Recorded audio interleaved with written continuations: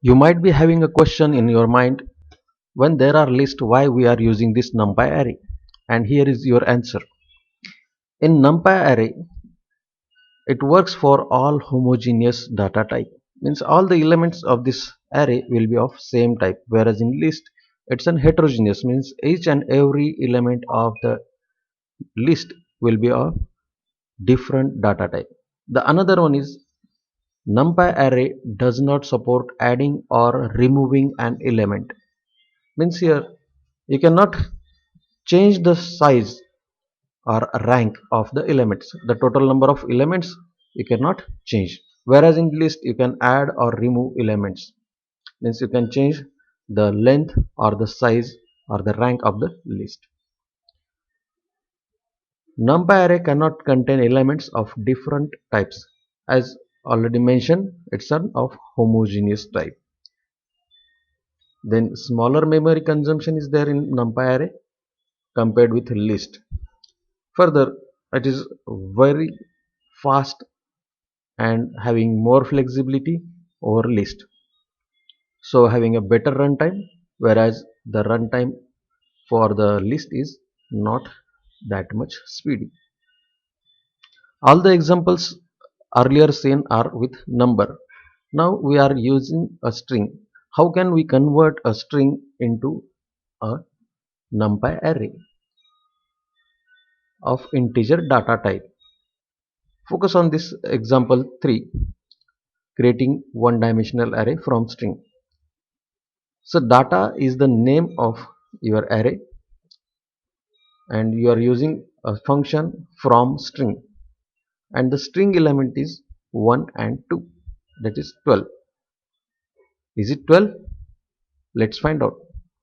The data type used is int and a separator is used space. This separator here is the separator or the space between 1 and 2.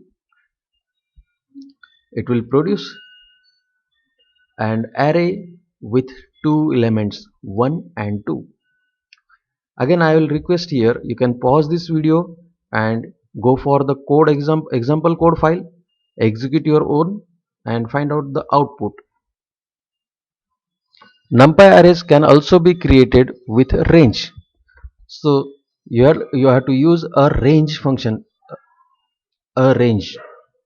NumPy dot arrange the starting value, the ending value, the step to be followed, means a gap between two values and its data type.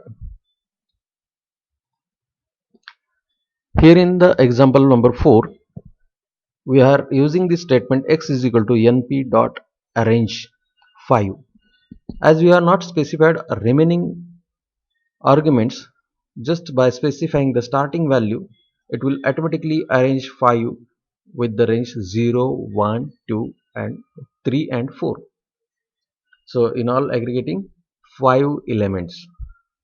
Automatically it will start with step 1 and the data type will be integer. For changing it to the data type float, you can use a specify data type as float. In the next example, example number 5, here the start, stop and step values are used. Starting value is 10, ending value is 20 and with step 2. So the elements will be 10 added with the step 2, that is 12, similarly 14, 16 and 18. The stopping value is not included. As you can watch in the earlier example number 4, the 5 is not included in the range or in the array. Similarly here 20 is not included. Now we can create an array using a copy function also. This copy function needs a existing array so that we can copy this existing array to the new array. Here x, y, z are the three nd array objects. The first one is defined, x is equal to np numpy array, that is np dot array and the elements are 1, 2, 3. We are assigning this array to y. So a separate copy of x will be created, and that will be available in y. The next statement copies the x into z. Now make a little change in the 0th element of the first NP array, that is x. Change the first value 1 to 10. So the new array will be 10, 2, 3. Go on printing, print x, print y, print z. Let us turn towards the compiler and find out how it works. I have copied this code from the example code file. Similarly, you can do it for your side also. Execute this code. Here you will observe the x and y showing the same elements. The output of this print x is here 10, 2 and 3, the first line. Then printing y, again it is printing 10, 2 and 3. But what about this z? Here z is a copy of x. That's why whatever the changes made will be reflected to y but not with z.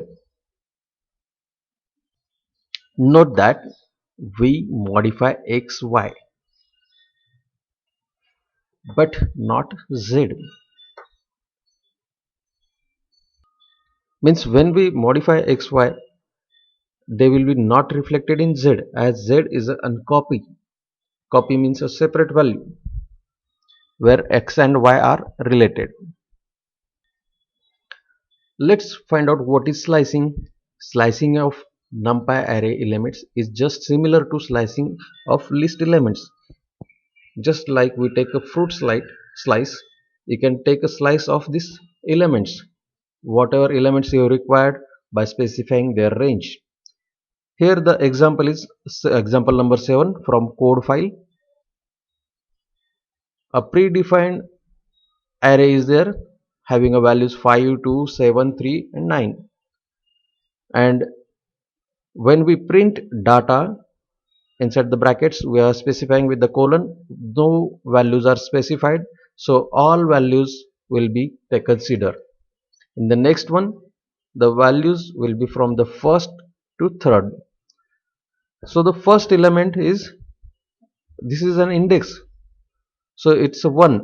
So 0, 5 is at 0, at 0th position 5 is there, then at 1st position it's 2, and up to 3, that is 7, 0, 1, 2, 3. It is the ending value 3, so it will be not included. Total number of elements 3, that's why 2 and 7. Similarly, for getting first two values 0 and 1 position, so you are getting 5 and 2. In the next example, we are using a negative index. Negative index starts from the end, so 9 will be at the position -1, 3 will be at -2, 7 at -3 and so on.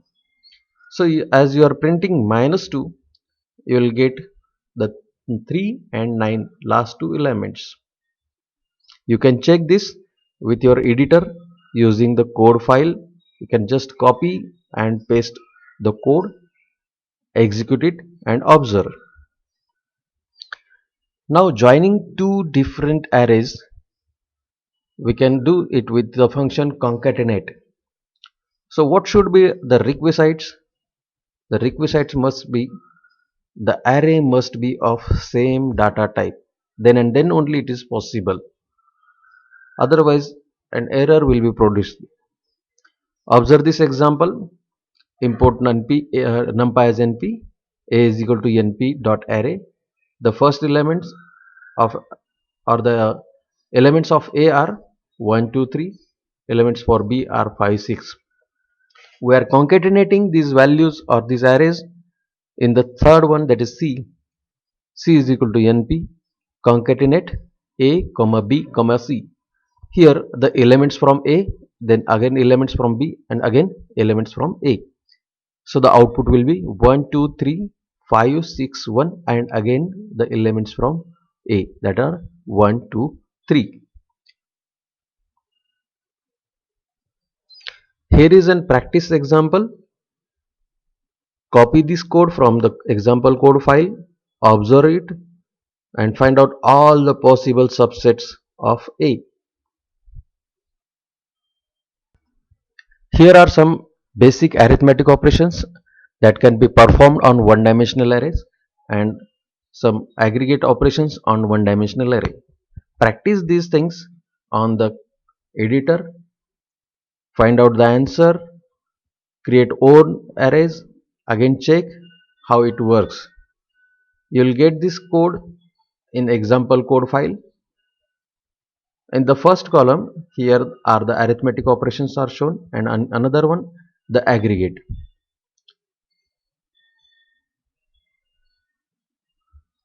And that's all for today. Thank you.